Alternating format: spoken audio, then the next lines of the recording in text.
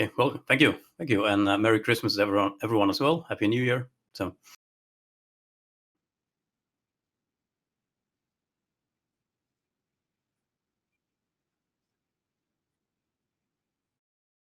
says no sound, by the way, in chat.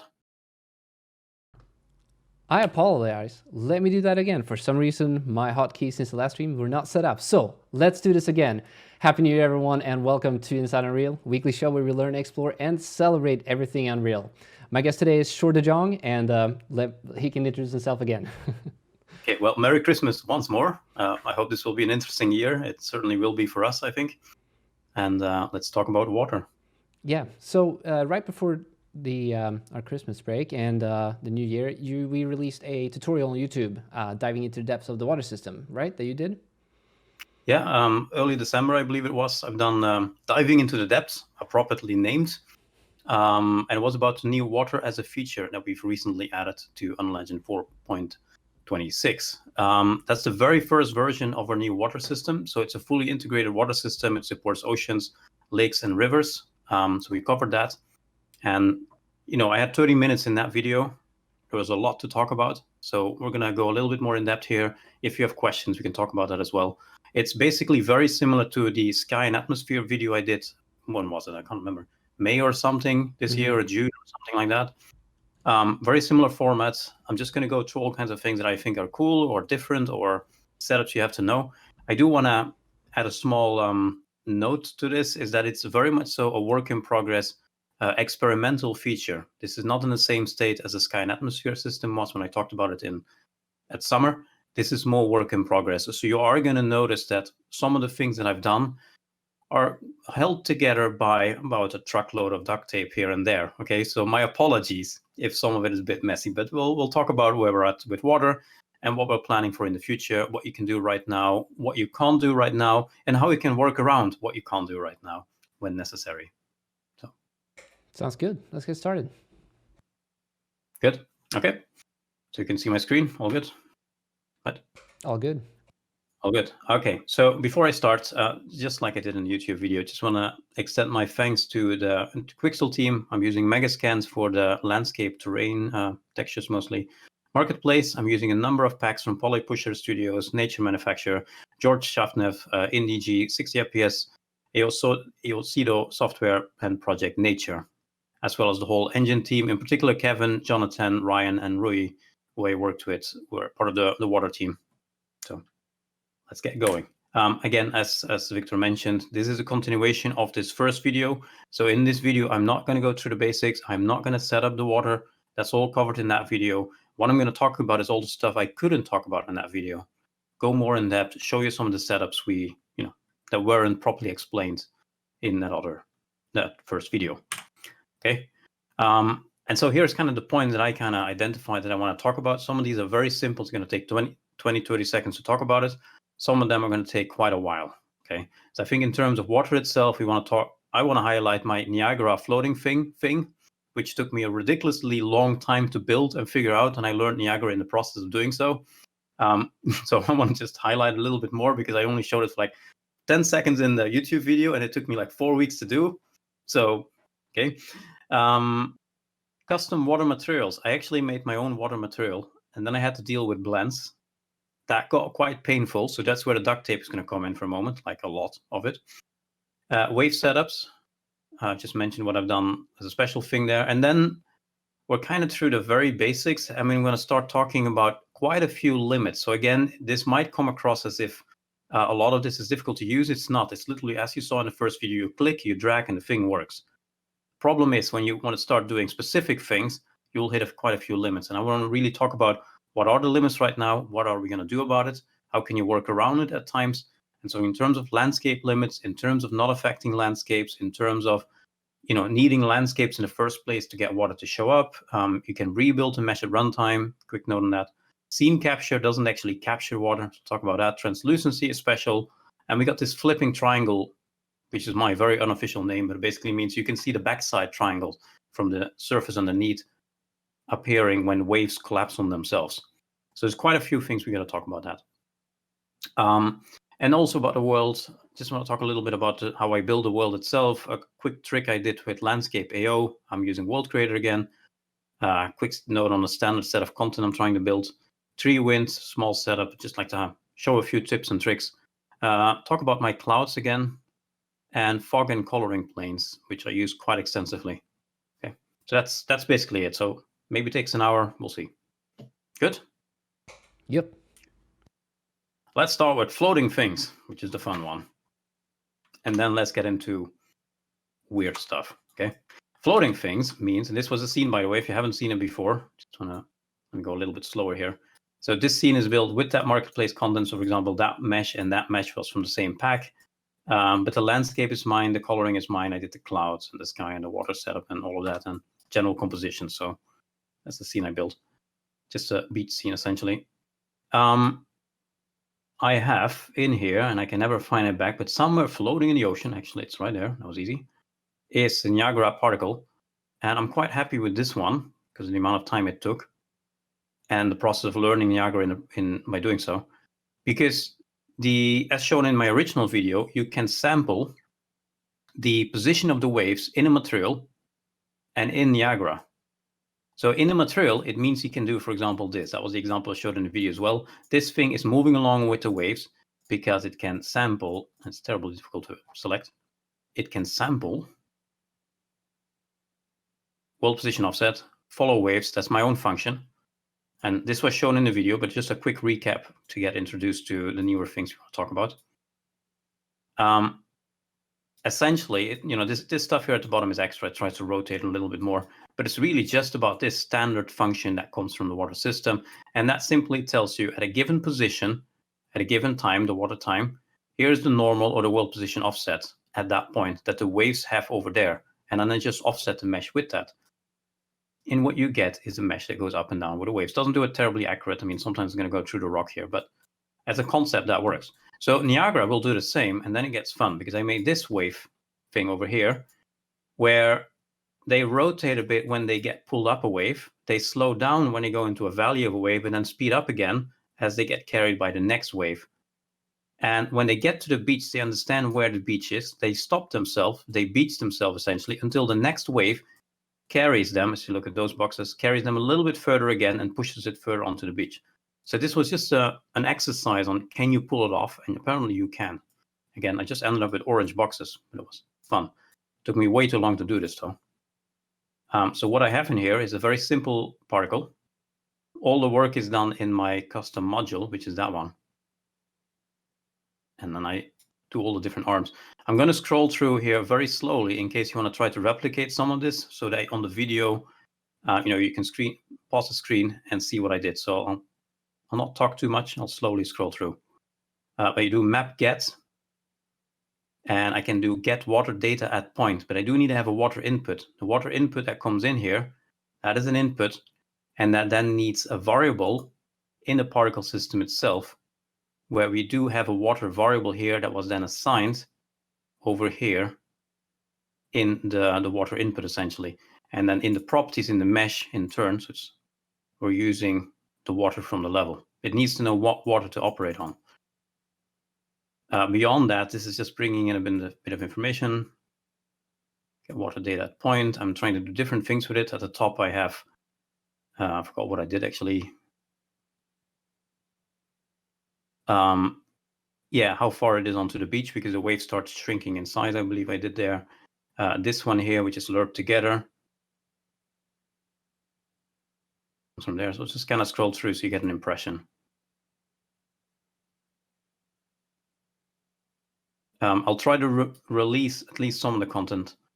I can't release the whole project because of marketplace content I'm using, but I'll try to release, for example, the Niagara thing is easy to release. I'll make sure to update the forum announcement post when we have that available. Yeah, and I know I'm quite bad with releasing some of these things because sometimes it's quite difficult to extract it out of a project. It takes a lot of work. I might be using some content and then I have a huge amount of work to do in general, so it tends to fall behind a little bit, but I'd love to share what I can. This one is just here for debug, by the way. So that's basically that setup, and that was quite fun to work with. I tried a lot of different setups with that one. anything from, doing it purely in the mesh with the material to, anything really. I tried to do it with Cascade as well. Didn't work there. You didn't have the power you need. So that was fun.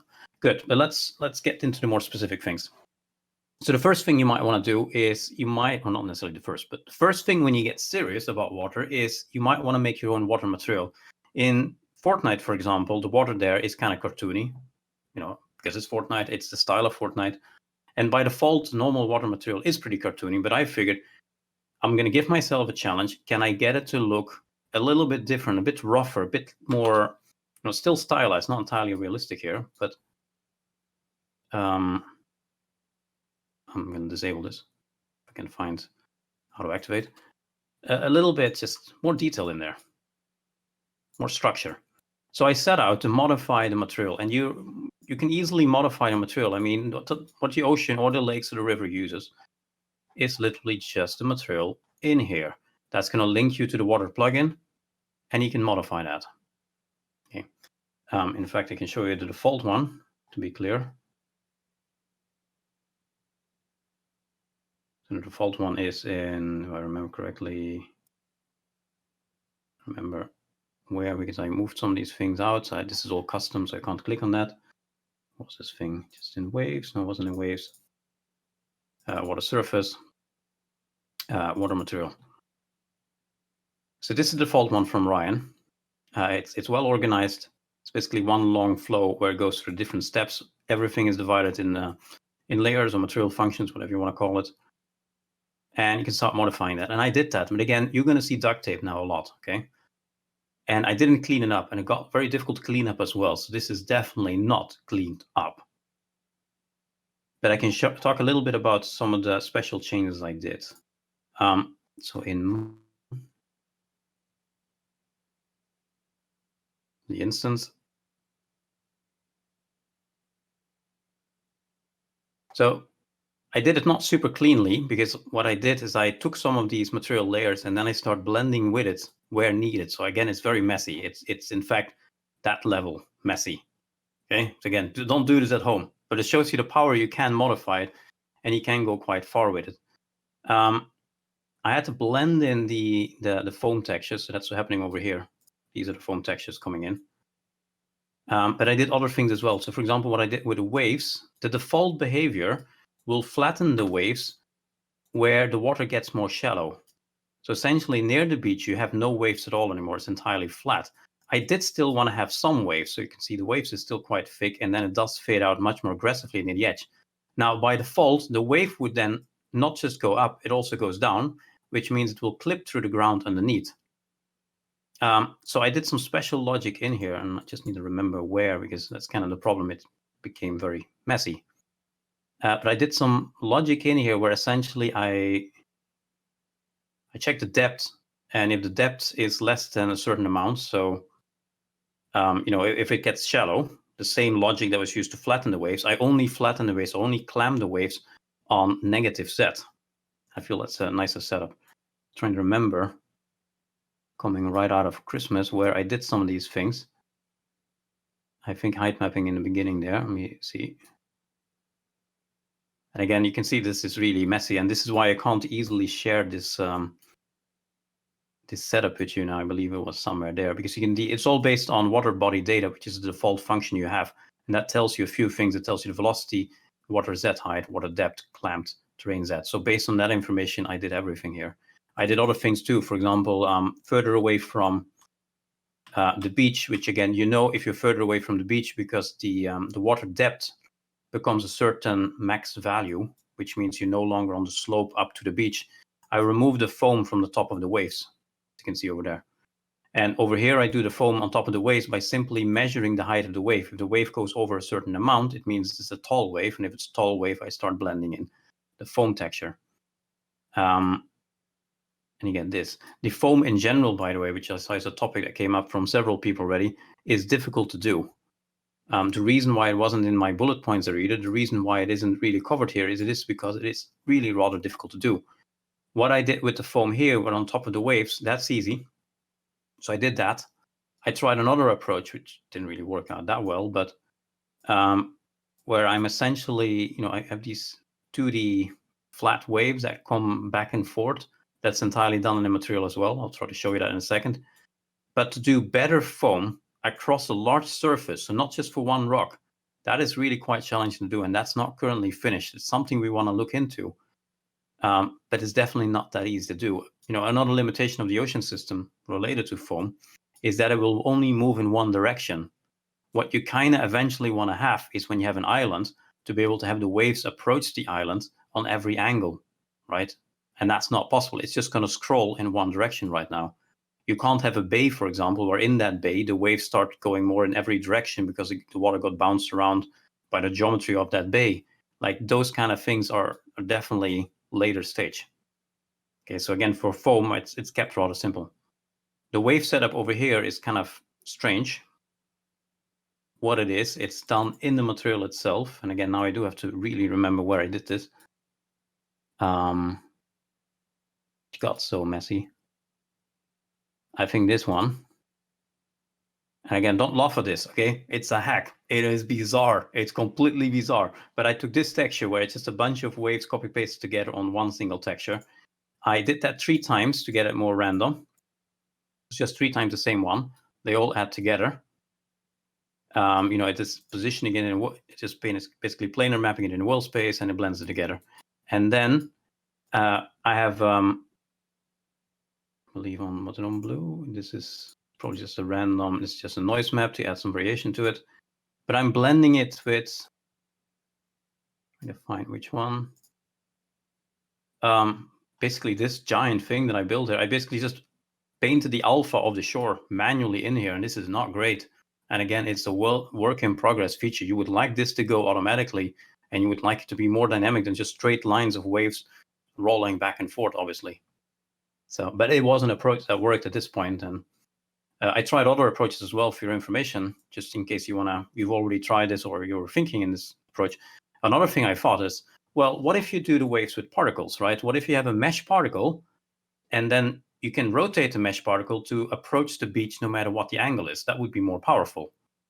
And since you can deform meshes by having them follow the shape of the waves, similar like this one does, but then actually deform the entire mesh to follow the waves, that could be a good way to basically blend waves on top of the existing water surface. But then you also get problems with it's not precise enough. It's going to clip through the surface at certain angles, and that got difficult too. So again, foam is really difficult to get right on a large scale. So I'll leave it at that.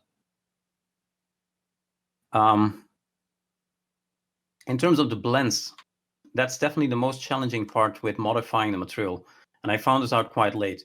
The blends means that you need to blend between the lake to the river, and the river to the ocean. Now, the river is going to look dramatically different than the ocean, typically, like it's the case for me.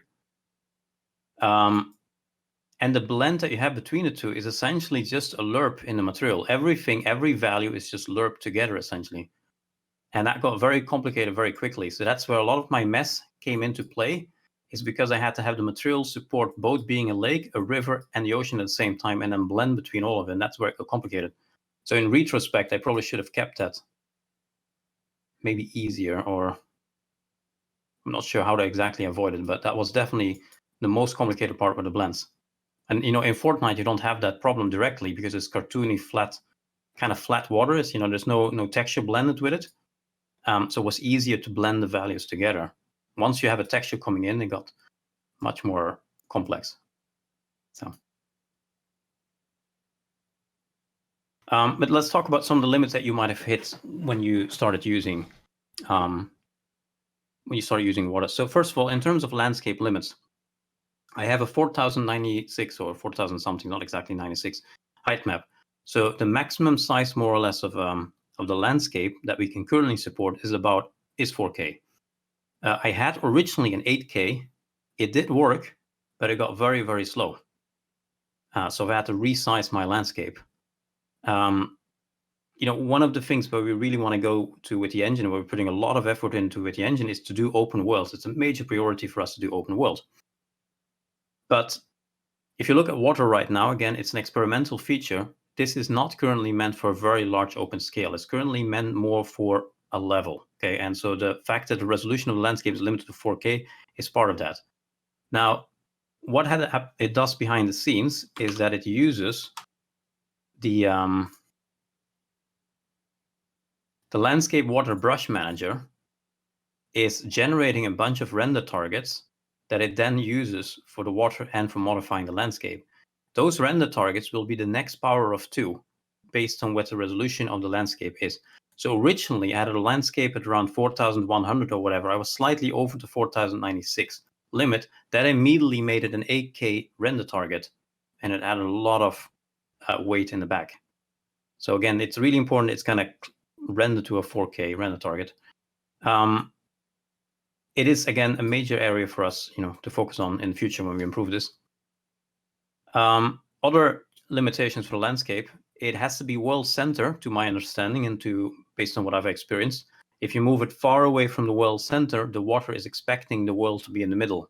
So that might be something you experience.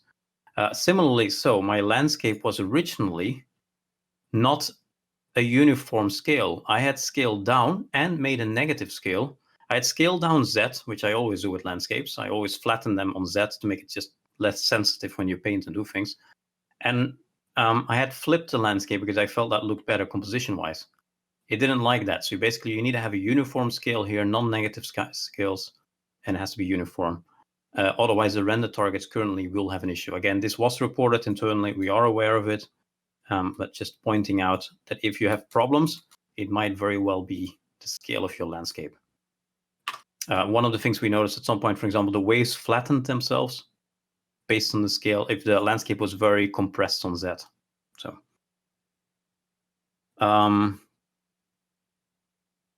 now what I had actually is I built my scene long before I got access to the water features. Like, they were very work in progress for a long time, internally. So I left that development going, and meanwhile I was building my demo scene, and then my plan was I'm going to combine my demo scene with the water when it is in a more ready state. Then I found out, like many of you might have found out, is that you can't have an existing landscape and then add water on top of it, because the water is always going to modify the existing landscape with the landscape, the splines. So I found a workaround to get this to work. And again, we're talking duct tape level here. Do this at home, but be aware of it. This is more the workaround right now. We're absolutely aware of how closely tied in it is to landscapes. And we're absolutely aware of the fact that, we're going to address that. But for the time being, if you'd like to get this going in its current very experimental state, here was my workaround that I found. So in my case, again, I am not using the landscape whatsoever for the water whatsoever for modifying the landscape. My landscape is exactly the one as I made it in World Creator over here. And the way I pull this off, and you can see, by the way, the water actually disappears under the surface. It actually clips correctly. It's kind of hard to show. It's hard to show, but it actually nicely clips and follows the shape of the world.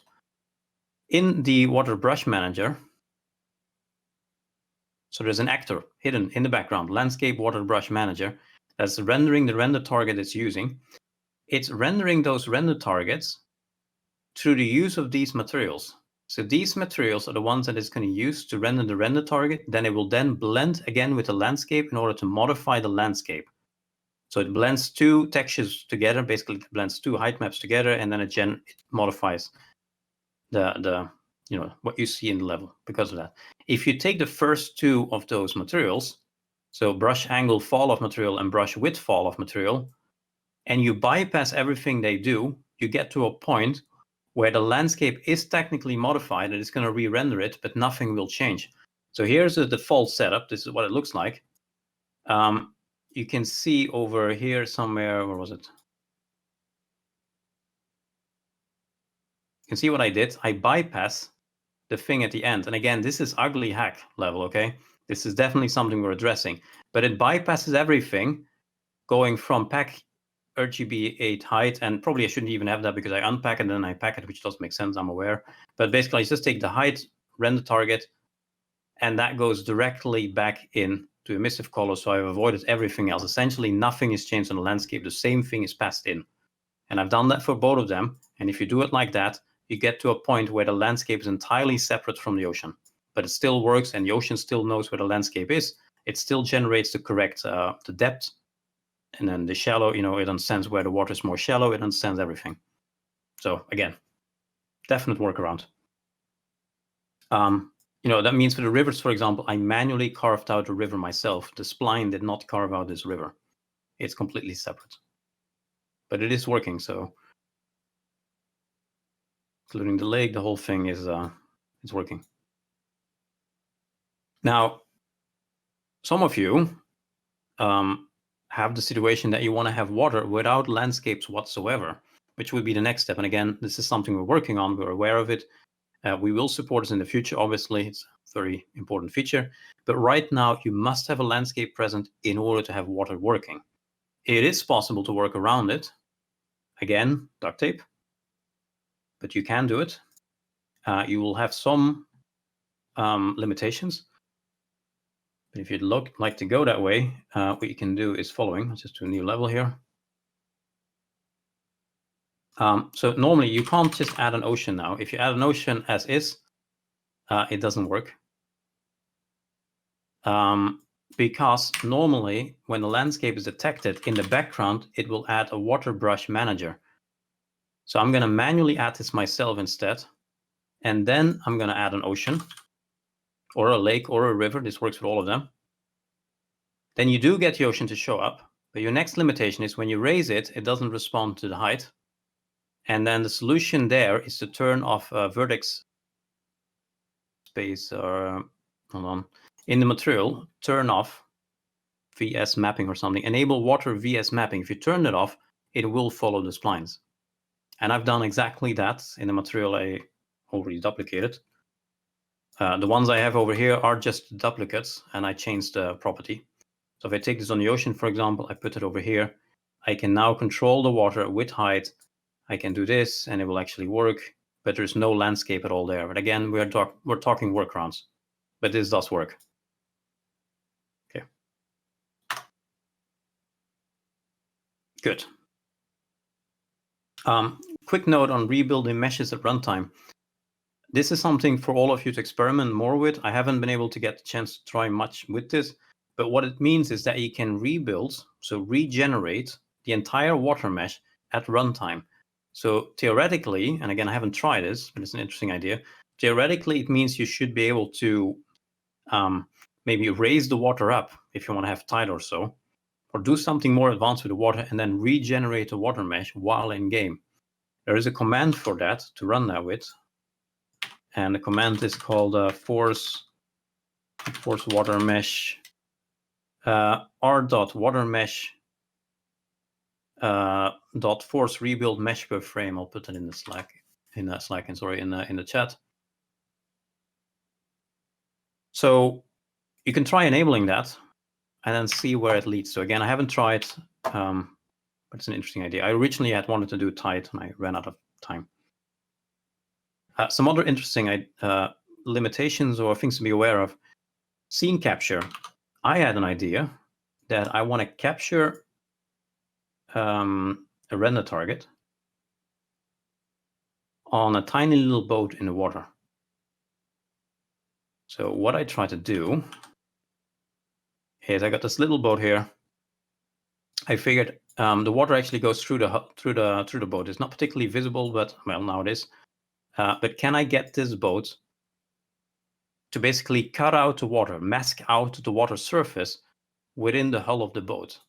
And I tried to first do that with just a static texture that's projected on the ocean and just follows along with the ship, but it wasn't particularly accurate. So I figured, okay, let's try this a different way. Let's do a render target from just the boat, generate a mask map basically on that render target, and then I can use that mask map to mask out the ocean where this tiny little boat is.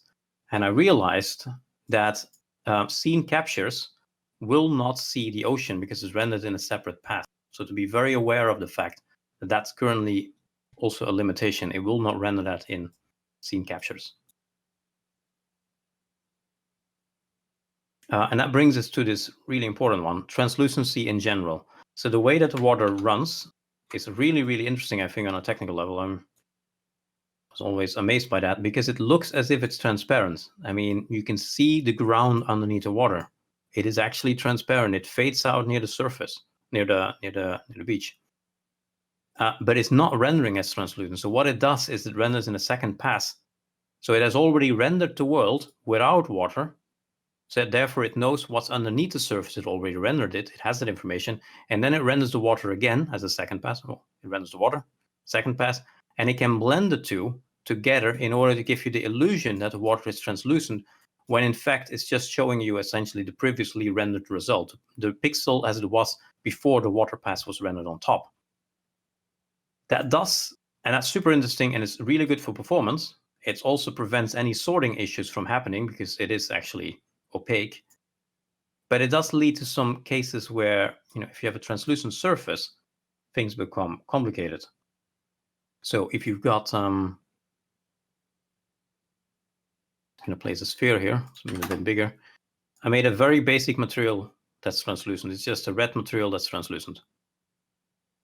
And so what will happen here is that it doesn't work. Basically, you see, if it cuts through, it is translucent as long as it's above water. There's nothing you can see beneath it, because translucency is also rendered as a separate step. And underwater as well, besides the fact that it goes white, which I'll talk about in a second, because that's very much so related, you can see it doesn't really, it will not really render correctly once the surface is involved. So translucency with water is definitely currently a limitation. It's on the list for us to address, but this is actually technically very complicated to address. So we don't have an estimated time of arrival for this, but we're working on that. What we've done in Fortnite, interestingly enough, in order to overcome this challenge, because in Fortnite we have water splashes or footsteps or something that players might have as they walk through the water. That's actually a dirted masked material. It's dirted translucency, so it's rendering as masked. It's dirted, and that has some pros and cons by itself, but that's how we did it in Fortnite. You mean dittered? Yeah, sorry, dittered. It's dittered translucency there.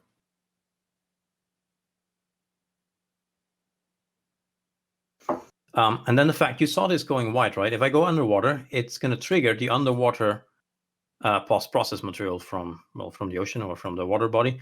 And in my case, this goes white at times. And I was really perplexed by, okay, what's happening here? Because this seems very random, like what?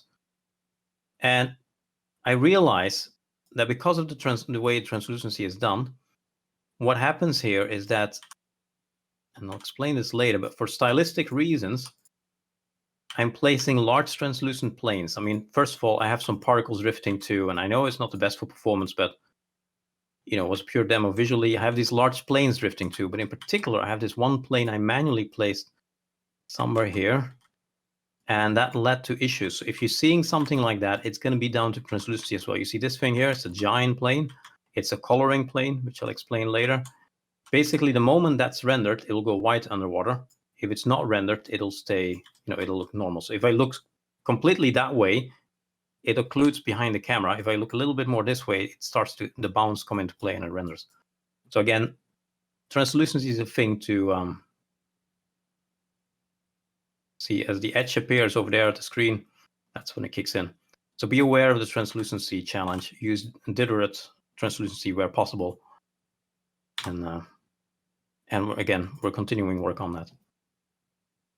And then the last challenge I want to highlight is the water by default, and I tweaked this, but the water by default will have the triangles of the waves collapse in on themselves. And you could have seen actually it was happening right there as well. It's happening there, a little bit of blackness there. It's more visible with the default settings. So this is because the way we've generated the waves with the Gerstner function that we're using, we're working on improving that model to have more realistic waves and also prevent the triangles from falling in on each other. Basically, when the wave goes up, it goes over each other. So you have a little section at the top where you can see the inside. We can see the back faces essentially. We're working on improving that. Meanwhile, you can minimize the issue by really tweaking the settings that you use for the waves. So tweaking the wave settings. This is what I'm using. I can show you here. This is not necessarily the ideal settings. It does minimize it primarily because I have changed the wave steepness. So I'm kind of softening it out, which removes some of the problem. The other thing you can do, it's a bit more aggressive, but this is what I've done. I removed the fact that the water is double-sided. If in the material you disable double-sided on the water, it becomes less visible that the triangles at the top, at the crest of the wave, invert. So I know Ryan was looking into another solution where he would use two-sided sign in the material to try to identify when you're above the water, the triangles are flipped inside out, and in that case, hide those triangles. So, but that never got, I don't think he finished that. So just highlighting, that's also a thing to be aware of. Other than that, the system worked well. So, and it's really nice to play around with. It's really nice to have a very nice, you have the buoyancy going, you got the waves going, you can blend things very nicely together. So this was great fun. After 20 years of using Unreal, having an actual fully functional, those problems aside, but a fully, present water system. I know we had in Arnold Tournament 2004 and on Legend 2, we had these fluid surfaces, which was very fun to play with in a small little room. So this is on a whole different scale. So I can't wait to see where the future will take this. I'm gonna talk about some of the other the world things a little bit faster, just about 10 minutes or so maybe, and then see if we have any questions or what kind of things were raised in the chat. So first of all, for the landscape, just want to highlight, very similar to the sky and atmosphere video, the landscape was done with World Creator, which I'm quite enjoying. So this is where I generated the beach. As you can see, this is the river delta. The lighthouse is over there somewhere, I believe. These are the dunes. And then this is my very, very, very strange lake. This was meant to be a lake with no water inlets. It makes no sense, but that was my lake scene, and this is just the surrounding. In terms of scale, you can see that is the landscape. Well, that's not the landscape. That's the landscape. And then this is a simplified version of that, baked down to a static mesh. You can see this is a simplified static mesh, and I just copy-pasted it a few times. That's basically the distance, and then I painted very low poly trees everywhere. That's basically the scene, which you don't really notice anymore once you're over here. I did this thing with AO as well. I mean, when you looked at the sky and atmosphere video, I tried different things with, for example, blending. I blended the landscape texture down with the foliage. So when you're in the distance or even up close, the foliage seems to blend more with the landscape and gently blends in. I did the same here. It's less visible because everything is kind of white and brown. But I also did this other AO thing. For stylistic reasons, I baked an AO map of the landscape. So I baked it in World Creator. This is my material for the whole landscape. But I baked in this thing, which is the AO map. And I'm blending that in pixel depth. I subtract something, so that's basically an inner range. I divide it, so that's just a distance at which it happens. I think by default at 32,000 units. And I use that to blend the thing as it was. So that's the arm as it comes up, or the whole thing baked into a single texture, plus the ambient occlusion on top of each other. So in the distance, and that's something that I've shown in the scan atmosphere video as well. In the distance, you don't see the tiling textures anymore. You actually see it's going to blend to some kind of weird blend between the tiling textures and what it generated in World Creator, plus a lot more aggressive AO on top. And you get, originally this was meant to be a very depressive dark beach, but you do get a bit more of a weirder style where essentially you get this more contrasted AO style, more contrasted ambient occlusion look in the distance, because it's only going to appear in the distance. So again, feel free to experiment with that. You can see this happening here a little bit. It gets brighter as you get close to and darker over there. It's doing things also with a normal map. I did something, NAO and other things. So you get more accentuated shapes in a distance. So a lot of tricks you can do there. I actually have different moods, which I hardly shown in the original video. Just want to highlight that as well. The fact that, first of all, just rotating the sun with our new sky and atmosphere system gives really nice results. Really, really fast, which is awesome to see. You can do some very, very nice stuff, very nice colors going on here. The only thing you might notice is that the stars blend through the clouds. Ignore that. That's my setup. That's the way I've done the stars, but again, you get some really, just moving the sun immediately gives you cool results. I also try to make a foggy setup and a night setup. So I put them in different levels. So that's my night setup is over here. So again, it was just for fun, but I wanted to experiment with what else can I do with the same scene. So it's nothing to do with water, but I wanted to have fun and kind of worked out. And the reason I show this is because in a moment I'm going to talk about the fog planes and the coloring planes. And I did a lot of that here. And I tried to do a very foggy version, which sometimes worked well. Sometimes it's got a bit too foggy and over the top, but got a bit washed out or a bit too much here and there. Check out lighting scenarios if you're curious on how to work with what Shore just showed there. Yeah, I believe I did indeed set this to, did I? No, I didn't. Actually, it's just a regular mesh, but this was a demo. It should indeed be a lighting scenario over here. Yes, absolutely. Nothing here is baked, by the way. This is 100% dynamic lighting, everything. So I'll go back to, well, actually, let me talk about the fog and coloring planes right away while we're at the subject here.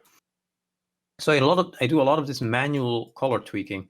For example, the forest, right? I had this giant plane here that I showed earlier. The forest, what I wanted to have is a pretty blue sky and a pretty blue ocean, and then like a yellow, sandy, white beach and white buildings, and then really red trees. Now, the trees that I got from the marketplace, they weren't red enough, so I colored them in Photoshop, still weren't red enough, because at a distance, it kind of blends with distance fog, for example, and it starts to soften out. So I figured, okay, let's manually do this. And this is what I do continuously. And again, it's not great for performance because you make giant translucent planes. But I have that plane there. That plane, if I hide it, you can see what happens. See? So I'm manually coloring things. It's basically just a gradient plane that fades in and fades out. It also fades out when you get close. So as the camera goes through, you don't notice.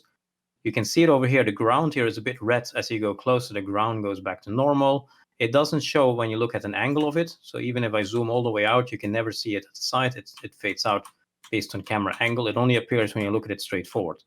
And that same trick has been used everywhere, from the lighthouse to distant silhouettes to distant lights to everything. It's basically the fog plane setup that we first used in, I think, Gears of War 1, if I remember correctly. So the material for this one is it's actually set to modulate, and it's basically this. So that's the color. I am using scene depth fade to make it fade out where it intersects with things, pixel depth to make it fade out where, you know, at a distance from when the camera comes closer. That's just the alpha. And then this setup to make it fade out unless the camera looks straight at it. That's it. Now, if you look at the, for example, the nighttime setup has a lot more of this.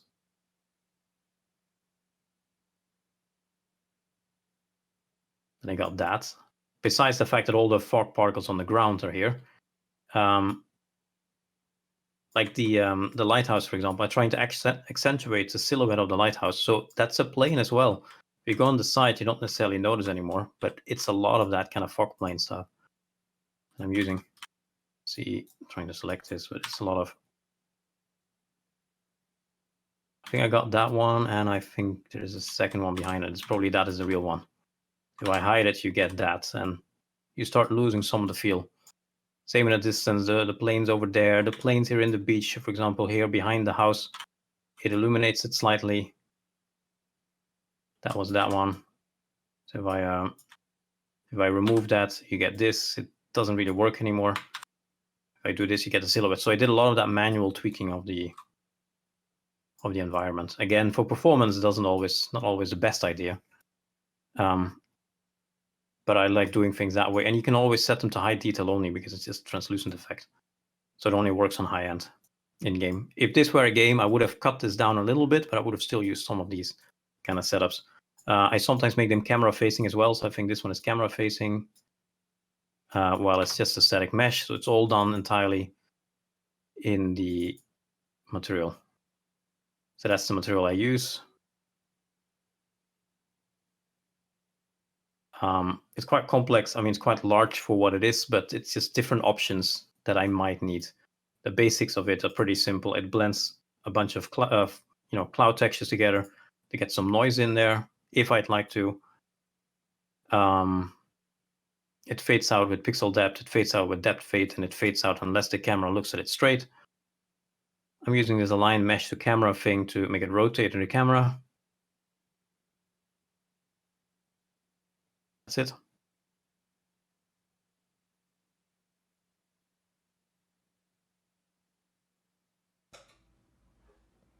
I think you managed to capture a good feel. Yeah, it's working. I mean, I had some weird moments where I lost some of my colors and some of my setups. I mean, I had a crash and some other things. So it was slightly better in the beginning, but I'm happy with how it went. I'm happy with the colors. I probably should have made a lighthouse not just purely white, but add a touch of orange to it or some lines on it, or in retrospect. So, and then the sky and cloud setup is very similar to what I've shown in my sky and atmosphere video earlier this year. So the sky is entirely done with the sky or new sky system. Clouds as well. The clouds is my custom material that I'm using. Which again, you can look that up in the first video, but just highlighting this again. This is the material I'm using. So I started off from Ryan's original material. Basically, I took one of his volume textures, and then I duplicated it. So I have it twice for added variation and difference. I'm trying to pan those. I pan those a little bit for added effect. But then essentially what I do in both of these arms is I just blend a noise texture on top. And the fact that I blend that noise texture on top, that's what's causing that the clouds are invisible everywhere, but you have this large empty area in between, and then you have these groups of clouds, basically like bands of clouds. This looks more realistic. So that's the setup I have there. And let's see what I forgot now. Tree wind. Do you want to show you that one as well? Because when I work with marketplace content, you immediately notice that everyone has a different style and everyone has a different approach to some of the materials, including wind. Everyone has a different way of doing wind on their vegetation. So I ended up having to try to work out how to combine, this style of wind. I think one of the trees was done with Pivot Painter and was pretty nice looking and realistic, but not swaying all that much, and I couldn't get it to sway more. Some people only get the wind to appear on the leaves, not on the tree trunks itself. Some people do that, and I tried to combine all of that. So what I ended up doing is realizing I hit this problem every single time. I started making my own folder here. I'm going to copy paste between projects with things I need every single time over and over again. And I might release this one as well at some point when I'm happy with it. But I made a function for the wind, where essentially it would generate a gradient. My setup that I like is that I take the mesh in a 3D program and I apply a gradient over the entire tree. So the bottom is black and then it fades up, because then I can scale the movement I do on world position offset for the wind with that gradient. Therefore, the bottom of the tree remains in position and the entire rest of the tree will swing back and forth. Now, because I don't want to export all of these meshes back and forth, I figured out I can do the whole thing in here. And so that's what I did. So this always generates a gradient based on the object and also works with instance foliage. And then I use that to sway the mesh back and forth where it's white. Just want to highlight that simple thing. I think that's the majority of what I had. And the question is, what kind of questions came in? Quite a few. Surprise, surprise. You good to go through them? Yeah, let's see where we... So let's start from the top. Shmosa Dev asked, will the water system ever be tied into the character movement system for swimming? Oh, right. Yes, and that's indeed not currently in there. Fortnite has swimming, as you might have noticed. So, it's obviously working over there. The whole player interaction or things interacting with water system is heavy work in progress. So that means the ability to swim, the ability to ripple the water. I mean, while there is something in there, there's a blueprint in there you can use. more work has to be done there. The fact that the player will float or swim, or I mean anything in that direction, yes, it's work in progress, but it's not currently in there. Jiggy Watt was wondering, is there a way to ensure a landscape is linked to the water actors? Sometimes the water fails to reference my landscape and I don't generate the proper maps. It's a good question. One thing I have done is made sure that when you delete an ocean or a water body, or let's say you try to reset to where you were before, you delete the whole thing again, in the background, the water brush manager is still there. So I sometimes have manually deleted the water brush manager, then bring the things back in. And I haven't had that problem. It might be that that's the reason you hit that problem with the current implementation, because the water brush manager stays in a certain state and then something goes wrong. So I would probably try that angle. SC2Scar asked, is it possible to use the generated render targets to create a flow map that can show the water flowing around rocks, etc.? I believe so. I mean, I believe you can probably just not necessarily, you don't necessarily have to use the render targets this one, the water brush manager makes. I mean, the setup Ryan had going on with that rock where, water goes over it and then it creates foam and then it starts flowing back down. I mean, that's essentially that idea. I mean, the same approach. You create a local render target to do something on a given area. So yeah, you could go in that direction. I could have done it. I haven't done it here because that wouldn't work at scale. I mean, you're going to have to do this for every single rock or every single location, and that's kind of the limitation of that. So that's a really nice way of handling it. But I figured I want to have something that works at scale. But yeah, you could do it if it's a small enough area. I saw someone else earlier talking about water splashes and stuff. Check out the live stream we did with Ryan Brooks. We linked it earlier. Let's see if we can get it in chat again. And it will be in the YouTube description if that's where you're watching this. Yeah, that one was really, really good. I mean, that was some really amazing effects. And you can do other things as well, right? You can presumably, I haven't tried this, but if the Niagara knows the position, somehow maybe do another render target yourself of the rocks, or you can probably work out some kind of system so it figures out where to do the splashes on a larger area. That's still a very tech art heavy solutions. Down the line, at some point, we have to look at waves and foam and approaching beach in general. But it's future plans. Saul Goodman 97 asked, will the water system have a mobile version eventually? What version? Sorry. A mobile. Oh, a mobile. Well, Fortnite is running on mobile devices and has water. So yes, it is scaling. In fact, since it is, I'm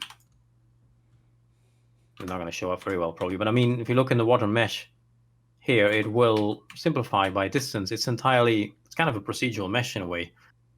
It's kind of similar to landscape in the sense that it lots itself as it happens. So yeah, you could say, look, on mobile, I want this down to, a tiny fraction of the complexity we have over here, or maybe even flat. And you could say that because it uses hold on. It uses the material for a lot of the work that it does. There's nothing with holding you back from either flipping out the entire material, if it's a mobile device, you detect if mobile device change the whole thing, or start building in, features, switches, or something like this, a material quality switch. Things like this to make sure that the material behaves differently, simpler, if it's a mobile device. So yeah, it is absolutely supported. It was very important for us to make sure it's not just a high-end feature. As much as possible, everything that we do has to work across the board. And Fortnite is a really good example of that, because we have to get it to work across all of these devices, across all of these machines, of all the players on a massive scale. And Water has already been through that. So. Gigawatt had another question. How would you approach something like algae/lily pads for the new water system? My response was to do the similar your Niagara system. Yeah, it depends how many and depends how large the area. If it's a single mesh, you could do something like this and it would stay afloat. If it's a lily pad, the problem is it might, a lily pad is pretty thin. Mm-hmm. So there might be some precision errors here and there, especially if the waves are very tall. Then again, you don't tend to have lilies in the sea. So presumably it's a lake, and the lake is pretty calm. So yeah, that would probably be the better way to go, I would say. Or indeed with Niagara. For algae, depends what kind of algae. I mean, I'm thinking something that floats underneath the surface. That would be more complex, maybe, or not. That could maybe just be a particle effect that doesn't have anything necessarily to do with the water itself. It's just a bunch of particles floating around in an area that you manually place underneath the surface, perhaps. So depends on the type of algae. It could be done in the material as well. I guess you can do either a render target or manually paint some kind of texture you blend with a lake. And where it's blended, it does something to the surface, like it blends a texture on top with some kind of algae effect, or it greens everything. I don't know. That'd probably be my approach. Moa Development asked, what would the ideal workflow when using landscape layers, landscape splines, BPs, and manual sculpting? I've had interesting results while experimenting. Ideal workflow is a difficult question, kind of, because I mean, what is the ideal workflow? It's an experimental feature, and we know we're gonna, the way it's coupled to a landscape right now will change. So I'm not sure how to define ideal. Whatever I would say works for you, literally. You can do the trick I have over here, but it's hard to answer. Whatever works for the given situation. As a system, let me just clarify a little bit further. As the system is built right now, it expects you to generate the bulk of what the water will do through the landscape splines from the water, right? So that's, I guess, the ideal intended planned workflow, similar to what we did in Fortnite, where you can draw a river and the river starts carving out space in a landscape. Now you have a river with a carved out space. But again, if that's the actual ideal for you, it's harder to say.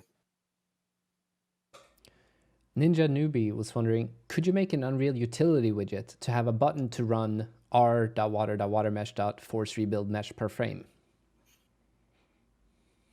I guess I'm trying to think why you would want to do it that way. I mean, yeah, you can have a utility widget that just executes the command, which is what it is.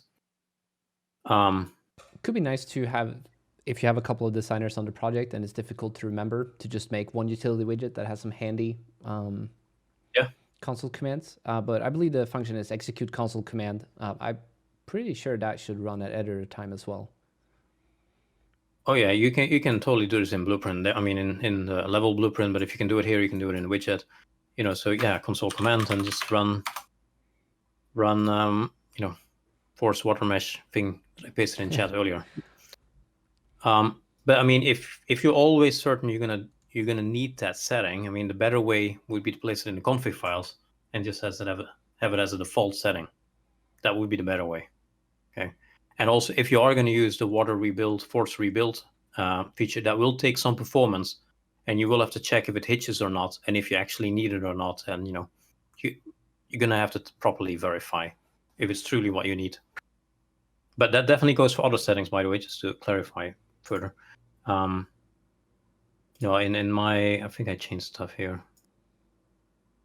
So you can see I did set a lot of settings. These are in fact settings I'm using. I tried using ray tracing, by the way. It is technically using ray tracing, but so I did set some of the stuff, not for water, but for volumetric clouds and sky and atmosphere. So putting it in the config file would be the better place at that point.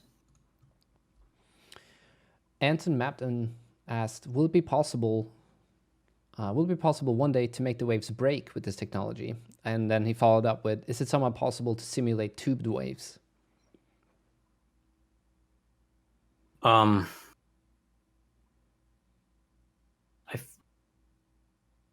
Difficult question in a sense. I mean, it is a procedural mesh. I mean, depends what is the limit, right? Where do you see the limit? As it is right now, I vaguely remember someone in the forum actually having done a wave that falls in on itself. Did I imagine that? I did get similar results with some of the experimentation I did earlier. So perhaps it might be possible, but I'm not sure what the implications are on normals or other weird behavior. Or again, it is. I'm not sure. It depends how far you go. Lethal Dumpster asked, volumetric clouds can be seen through top side of the wave surface in live. Is this a known or fixed issue? I know of one case that we covered. Trying to think if there's another one. I'm trying to think of what exactly is meant here, because I turned off two-sidedness here. It doesn't work in general. One thing we did notice is that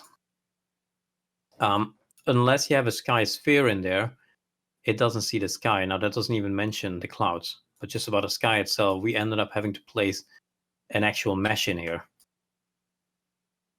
Okay. To improve the way that this will show up underwater. But then again, the clouds are in front of that. I'm not even sure that's going to work indeed. No, it might be a limitation also because it's translucent and such. I'm not 100% sure. Let's see. Sasha Jangun Games asked, can we expand the area where waves are calculated on the ocean? Currently, they flatten out in distance pretty fast. And then they followed up with, I do not mean the far water material that can be added in. No, that is indeed correct. They do flatten out very quickly. And it's one of the things that is just done in purely the material. So I went into the material and I changed all that stuff because, yeah, I was a bit aggressive. Like in my case, you can see it's further. They do still flatten, but now I feel it's much more in line. So really important question is where in my giant material was this, but it's in the material and it's just a setting there. So that was easy to tweak. So let me see if I can find this back. Again, it's been, I went through Christmas. I forgot some of the water stuff over Christmas. I'm trying to now remember. What were you drinking during Christmas? What I was doing during Christmas? Well, I built a dining table. I put limestone in my dungeon, and I built a wooden rack. And then I tried to make a joke asking, what were you drinking during Christmas then? If it wasn't water. No, I didn't drink my table, but I drank water maybe. So no, I can't remember exactly where is this. It's in. It's pretty straightforward when you find it. So somewhere in here, it's simply going to do a distance check and flatten the waves at a distance by default. But to now remember where we put that. Not there. It's not there.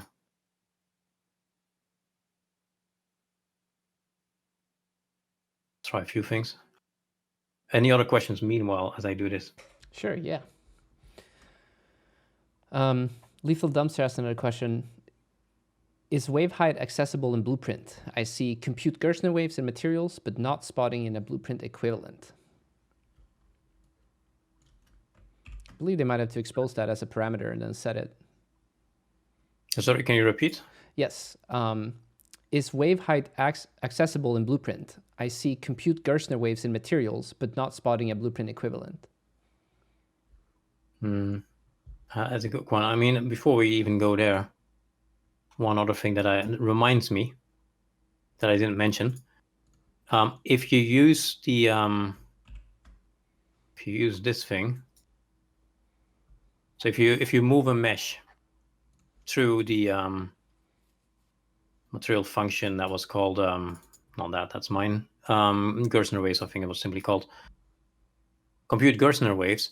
That one, if you look inside, actually has a parameter that doesn't get set unless you set it.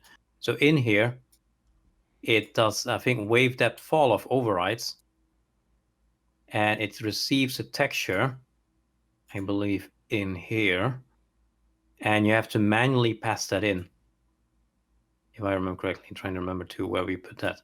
But basically, it takes the render target that's generated by the brush manager that shows where the landscape is. So it knows where the water gets more shallow. It knows where the waves are getting flattened because they reached the beach. So it has a render target in there, but that one is empty. If you just assign that material function to a material and assign that material to the mesh, this one does not know the fall off. And so what I did is in Blueprint, for every one of these objects, you can see that's this thing over here. On begin play, I get the water mesh actor and I retrieve the water velocity texture, which is that particular render target that we're talking about. And I put that back in the dynamic material instance, and I set texture parameter value, water velocity and height, which is the one you're trying to define. So I have to manually add that texture into each mesh that's using that function. Now, going back to the question, I am really not quite certain. I have not tried that. So I would start with a water mesh actor. But then I am not certain if you can access that indeed. I haven't tried. Because you don't get much. You get a water velocity texture there. I mean, it's I'm not certain. And it might be complicated because Blueprint runs on a CPU, GPU, that kind of thing. There might be an implication there as well, I think. There's that to consider as well. Ryan Manning asked, is the AO hack that you were referring to earlier more of a distance field AO workaround or augmenting distance field ambient occlusion? It's unrealistic and it's meant for stylistic reasons to create some kind of weirder effect where it just looks different than normal. That's my best answer I have. So you don't necessarily have to follow that approach. I think what I do in general is I do a lot of these things fade in at a distance for stylistic reason. I think my main point is experiment with that, be it with AO, be it with a rendered map, be it with fading foliage to that texture in a distance, be it with darkening things at a distance. Like, try those different approaches because those distance-based effects are quite fun to work with. In fact, here's one I didn't mention.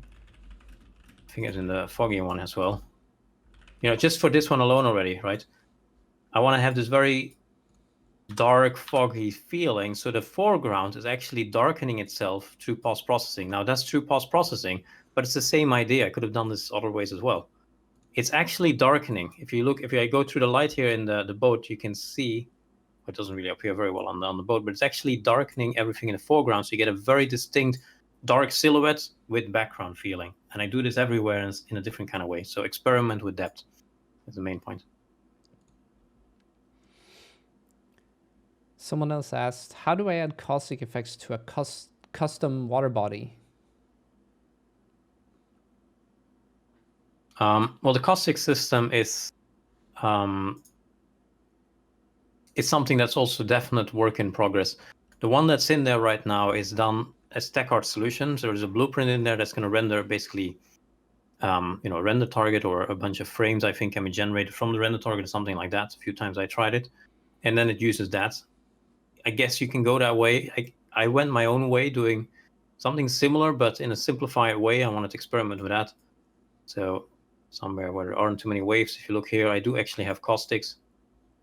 It's very hard to see, I know. I did it myself, my own way. Maybe we can do like this. You can see I do have caustics rendering here, and it's also visible when you're above water. And what I did, hold on now, is in the water material,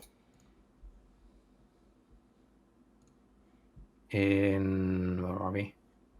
Color scale behind water. That's basically whatever you see behind the water. So the background, right? That's where you can render the caustics on top. So I made my own caustics here, which is, this was from Ryan. And this is my setup. And again, you can do a similar setup like that. It's at the end of the day, it's a TechArt solution where it projects an animated texture of a caustic style feel on top of the geometry, right? So I take the wave height because I'm actually making the caustics more intense and less intense depending on how high the wave is. Based on the idea, if it's a very shallow wave, you're going to see more light getting through the bottom. So I do that and I remap the values a little bit. I do this weird thing, which somewhere here there's something wrong, by the way. This is a weird setup, but it ended up working, so I left it. So it's kind of 2 times multiplied and got a bit weird, but anyway. I get the storage in UVs and world position behind water, which are critical. So I took that over from one of the default materials, water materials. And yeah, this is my caustics texture. This is the same one again. I pan it, multiply it together. Pixel depth actually faded out unless you're nearby. That didn't work out, so I'm not using that, and that's basically it. So that's my very simple setup, and Ryan goes further than that, but it's the same idea. And it's the same what I do on the post-process material underwater. I do something similar, a bit more complex there. So yeah. David Bott asked, how to change sea level once it is created? I'm not able to move sea level height once it is created. Well, if you haven't changed anything anywhere, it is going to use a spline. So if you move the spline, well, it's not necessarily true indeed. That we might be on something there. Okay, one thing I noticed that I experienced is that it was related to the position of the landscape. I have done quite a few tests where the actual original location of the landscape, which in my case is over there, and if you look at the coordinates, it has certain height on Z. That position impacted what I could do with the water. At some point, the water wouldn't be able to be raised anymore. So that's something to experiment with and see if it's related and how we can then work around that. So it's probably that would be my guess, if you can't just move the splines. If everything fails or you just don't want to move the landscape or you want control, again, the solution would be to, in the material, turn off, enable water VS mapping, turn it off, because that's the part of the material that's going to map it to where the render targets and the water brush manage and all that think it should be based on the landscape. So try turning it off and see what happens. So Jaja7 asked, can we use vertex colors to paint on river spline meshes to adjust absorption and color? well, river spline mesh, I mean, it's not going to be a river spline mesh. It's going to be the water mesh itself for the river. No, to my knowledge, you cannot paint vertex colors on the water mesh that it generates, because that's basically this whole thing. So if that's the question, no, you cannot currently do that. If you're gonna do that, I guess would be a workaround. Well, if you can somehow use the information it already has, such as the velocity, because it does know the velocity, because you're setting the velocity on the splines, and then it bakes that to a render target as well. Or you can say over here, this is faster. You could use that information maybe in the material for sure. If that's not sufficient, you might have to generate your own render target, maybe not that easy. You might have to maybe somehow export one of the render targets it made, modify it in a 2D program. Maybe that's a workaround. That's probably where I would go with that.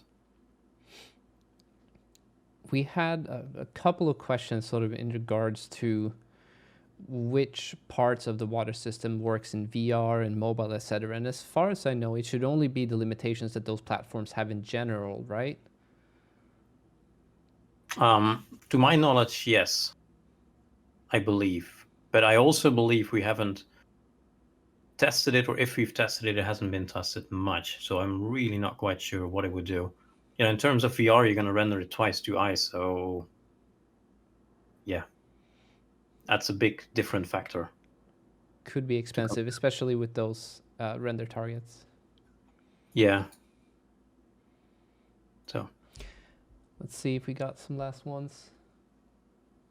I'm still trying to find this fading of the waves in the distance, but it's absolutely in here, and it's very simple. I just can't remember where it is, but it's in here. It was a really simple change to do. We have a little bit of time left if you want to keep. Well, what was it? I can go from the beginning. In fact, I can go on the basic one and take it like that. Are you loading that? Moa Development asked another question. In the future, will we be able to paint flow maps to control the water direction in rivers? For example, moving around rocks, etc. Possibly. I mean, there's a lot of things that we have to do, and there's a lot of really cool stuff we want to do. So we definitely recognize that would be super cool. But I can't tell you right now, yeah, we're working on that, or it's going to come in soon. Or so I think the higher priority for us are, the player interaction is a priority. Decoupling or making it easier to work water with landscapes, not affecting landscapes, maybe working without landscapes but still having water. That whole category, plus the water interaction thing, is we got to tackle those things first. World size as well, to support larger worlds, like all of those things are priority. And then there's definitely a lot more possible in terms of tooling and specific control. Oh, there were some questions in regards to timeline as well, and we have not yet addressed them. Like George said, we are currently working on it. Yeah, let me find. Hold on. on a different screen here. Hold on. I'm going to find the slide deck I had from the YouTube one, which gives not a very precise timeline. We don't have one, but it gives something. Let me bring that in here. Now, if you did join the stream a little bit later, we have pointed out that there is a great presentation tutorial, I'd say, on YouTube that Short did earlier. If you're interested in the water system, go ahead and check that out, as well as the water and volumetrics preview we did with Ryan Brooks right before we released the water system in preview. Those links will also be available in the YouTube description. I'll put them on the Twitch subscription as well for the VOD, in case that's where you're watching this. Yeah, so already working internally is we have a wave asset editor. It's essentially the wave asset, if you save it as a separate asset, now has a window, preview window, where you can see what you're doing. The decoupling from landscapes is a priority, support for larger worlds, as I just mentioned. Anything like caustic, forces and impact, player and related physics and interactions are priorities. And then we're also working on more, improved wave model, as mentioned, 15, 20 minutes ago. Based on empirical ocean studies, more realistic behavior, trying to get rid of some of the flipping of triangles, all that kind of stuff. So that's the current push is on this. And with that note, was there anything else you wanted to cover today, Short? I'm good. I'm just annoyed I can't find this one. What I could do is walk you through the whole material if you'd like. That would be a benefit. Why not? If you want to, go ahead. Let's do this quite quickly. Okay, so it starts off on the left. It needs the water body index. It receives that from, I think, the water brush manager automatically, or it somehow gets automatically set. Then it does the most important one, which is compute Gerstner waves, which is what it gets from the shader itself. So it simply retrieves the Gerstner waves here from that HLSL shader in the background. It's going to unpack the normal, set attributes, etc. It also does in here water depth fall-off override, where it will, I believe, look at the shallowness of the ocean and flatten the waves. Oh, and actually compute waves attenuation factor is probably it, but it will flatten the waves when it gets near the shore, and it does that by taking water body data, and water body data has water depth, but water body data within that function in turn has a texture, which is a parameter that is set. That is the render target. That was the one that I set in Blueprint. That's the one that's going to be empty if you just use a function. So in Blueprint, I manually take it from the ocean and put it back into whatever instance is assigned to that particular mesh. So basically that maps it to the particular location it needs, because it knows the landscape location and world size, so it knows how to project that texture onto the world, matching the landscape. Some other stuff here, but this is basically just about mapping that on there.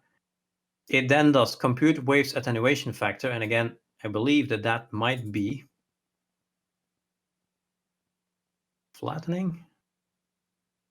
No, that's probably just how much it flattens for, for when coming near the shore, not at a distance. Let's see, where was I? So that's that part. That's that part. Number back here. Water velocity mask. I believe that's only used for lake and river. So that's going to check the render target that was generated that identifies where the rivers are faster or slower in order to, take that into account, etc., etc., etc. Normal maps. Camera depth fade, was that it? Maybe. Can't remember if that one is because that's not affecting the normal maps. I think, let me see what water texture surface does. Oh, well, this has world position offset in there. So to go back to that earlier question, it might very well be right here. Blend far normal, but far normal also appears to be used for world position offset. So it's presumably this is how fast the waves disappear in the distance. So you can play around with that one. But in any case, this generates the normal map for it itself. I believe a detailed normal that it generates. And blends that together with the waves. So it's not just actual Gerstner waves. You also have an additional 2D effect, normal effect on top of it. The underside of the water is special. So this function takes care of rendering the underside if you were to be underneath. It uses two-sided sign to figure out if you're underneath or not, and then basically just changes some of the settings. I guess water attributes is the basic stuff it starts off with. So water specular, roughness, has Fresnel in there, and refraction. Refraction is changing based on distance. It just blends this stuff together, kind of. River flow maps. If it's a river, it does some additional things for the river flow maps that it generates as well. Freezing slightly. Beach foam is in here, but again, I'm not using that one. Fluid simulation is in here if needed. So that means if you're trying to affect the water locally, there's a blueprint there called BP Fluid Simulation 01 or something. It was a Fluid Simulation 01. If you place that one, whatever that one generates goes in here and will blend on top of the existing normals. So you get some ripples, a local ripple effect, or you can walk through it. And this is basically the blending of whatever that one does with the rest of the water. Opacity mask from depth. Essentially the I can't remember what this one does. I think it just changes the opacity or some of the values, like specular based on how deep the water is my guess. Yeah, it checks the water depth, and then it does something there. Water height mapping on the vertex shader is, I believe, determining how high the water is at a given location. I think so. Therefore, if you have say a river and then the ocean, like the river goes down, like handling the slopes, I think, but I'm not 100% sure now if it's even that. And that's the end result there. It had this other arm that went down here. This all goes to the single layer water input. Color scale behind water, that's handling caustics or whatever you want to do with the underground underneath water. And then again, water underside is covered here, and just these are basically just the scattering and coefficiency, I think, values. Absorption coefficiency values. That's kind of the gist of it. So cool. We got 2 more questions that we can cover before we head off. Chipmunk asked, what does the audio setting of the spline points in rivers tie into?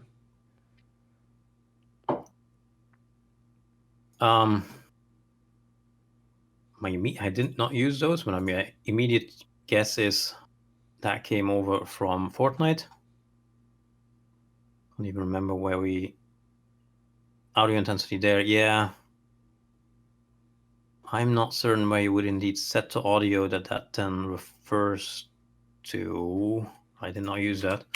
Could it possibly be footsteps, and you can set each spline point manually, sort of based on the depth of the river at that point? Well, I mean, it's also the sound of the river, I assume. The fact that when you hear the river, you can hear the water flowing, and if the velocity is higher, you need to be able to hear more flowing or something like that. So the question then becomes, where would you set the overall sound as assigned to that? And I am not certain of that, and I haven't used this, and my guess is it might be something that came in from Fortnite, but it's an interesting thing that I'll ask from, I'm going to ask the water team tomorrow. That's, yeah, interesting. Double asked another question. Is it possible to generate ship sailing trail in the ocean or generate waves according to ship movement? I believe we covered that in Ryan Brooks in the live stream that Ryan did.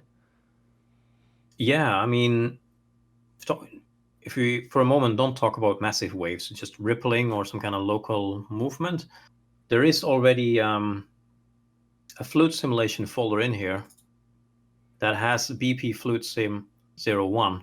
If you place it into a level, it's kind of hard to do here. I did this in another level earlier in the video. But if you place it into a level, it will generate a render target in a given location. So let's say, here's a 4,000 unit box or something, or this is the surface it's going to render at. And it's going to be able to detect certain meshes from entering that or affecting that render target. So right to the render target. For example, you can see here in examples, there's a player here, but that could have been something else as well.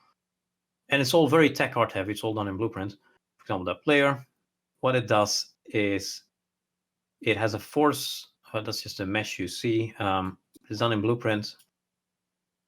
And it essentially sets the, I believe somewhere here, it's trying to remember now how this thing works. register dynamic force, but basically it writes to it. If you have that kind of thing set up for your boat, then yeah, you could, or use one of the existing examples, you could render to the render target, have the render target perhaps follow the boat. Presumably, haven't tried this, but imagining it's a larger ocean, follow the boat and it would leave behind a trail of ripples. And presumably you can scale those ripples up to a pretty aggressive height maybe, or it's something to try, or you can do something else with textures maybe, or so yeah, that would be the approach.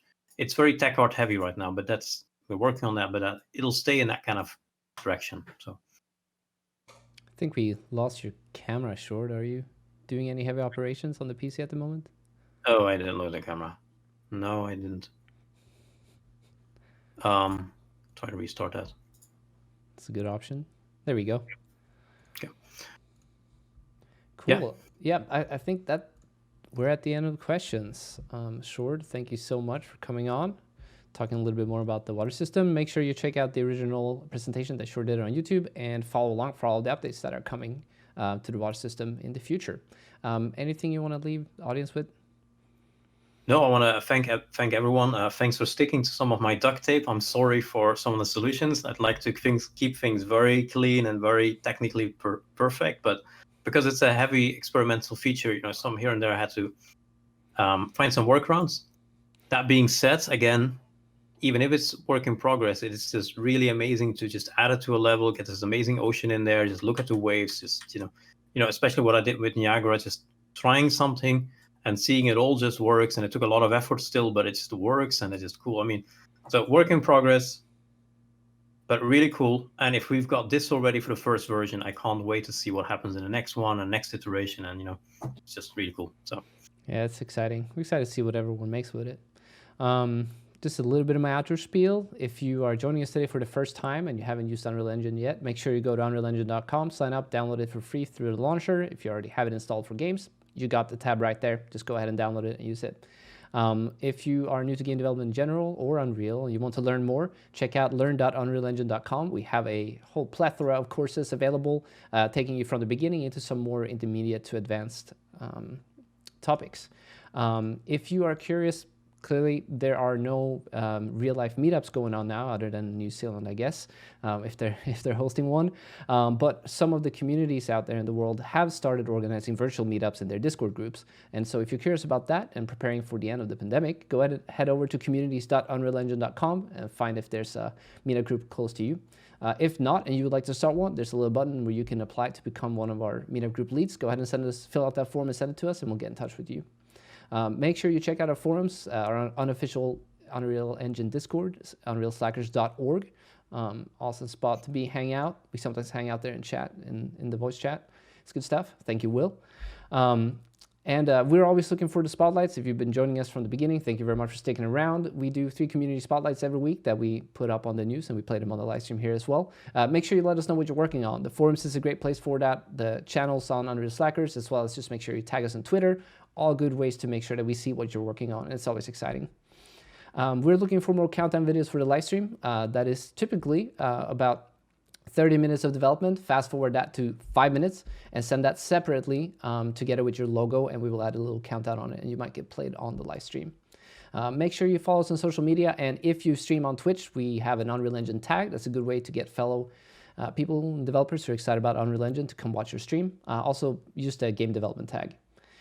Make sure you hit the notification bell on YouTube, and we do upload all the videos to YouTube within about 24 hours. And that leads me to another good topic, which is that we transcribe all of the live streams and we put the captions on YouTube. There are benefits to this other than the accessibility feature. We also upload the transcript in its full as a text file with the added timestamps. And so if there was something in the live stream that you were looking for, or a piece of terminology that you remember but you didn't know where it was spoken, you can go ahead and Control F that text document and find the appropriate timestamp as to where that was said. It's a good way, if you're not completely familiar with the terminology, to turn on captions, and you can actually read and learn how things are spelled. Next week, I believe, we got Michael Prinky coming on covering gameplay abilities on the stream. Michael's a great guy from our documentations team. It's going to be exciting. Looking forward to that. And then thanks to all of you for watching, and for Short today for coming on, even if it was right after Christmas break. Yeah, thank you.